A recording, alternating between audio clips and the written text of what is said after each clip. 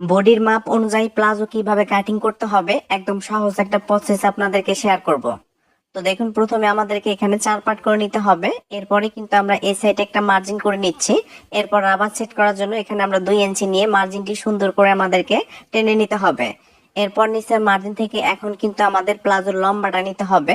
এরপর এক্সট্রা আপনাদের যতটুকু প্রয়োজন আপনারা কিন্তু নিয়ে এভাবে কিন্তু মার্জিন করে নেবেন। প্লাজোর ঘের যতটুকু আমরা রাখবো সেই অনুযায়ী মার্জিন করার পরে এক্সট্রা কাপড় নিয়ে নিব।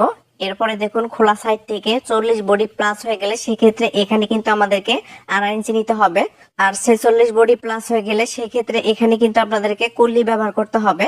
আর 32 থেকে 38 যদি বডি হয় সেক্ষেত্রে আপনাদের বডি অনুযায়ী 4 ভাগের 1 ভাগ নেওয়ার পরে অবশ্যই কিন্তু আপনারা 2.5 ইঞ্চি প্লাস করে নেবেন। এরপর নিচের মার্জিন থেকে এখানে কিন্তু আমরা হাইটা নিব হচ্ছে 16 ইঞ্চি পরিমাণ। তো দেখুন, এখানে 34 থেকে 36 বডি হলে আপনার 15 ইঞ্চি নিবেন, এর থেকে বেশি হলে 16 ইঞ্চি নিতে হবে।